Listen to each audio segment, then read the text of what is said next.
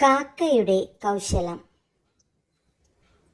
ഒരു വയലിൻ്റെ നടുക്ക് ഒരു കുളമുണ്ടായിരുന്നു. അതിൻ്റെ വക്കത്ത് ഒരു മരവും. മരത്തിൽ 2 കാക്കകൾ പാർത്തിരുന്നു. ഒന്ന് ആണും മറ്റേത് പെണ്ണും. മരത്തിൻ്റെ ചുവട്ടിൽ ഒരു മാളമുണ്ടായിരുന്നു.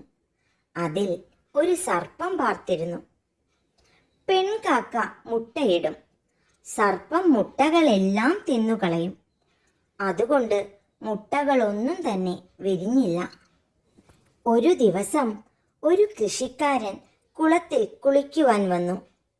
അയാളുടെ കയ്യിൽ ഒരു പണസഞ്ചി ഉണ്ടായിരുന്നു. അത് കുളക്കടവിൽ വെച്ച് കൃഷിക്കാരൻ കുളിക്കാനിറങ്ങി. കാക്ക ഇതു കണ്ടു. അതിന് ഒരു കൗശലം തോന്നി. കാക്ക മെല്ലെ പറന്നു വന്ന് ആ പണസഞ്ചി കൊത്തിയെടുത്തു.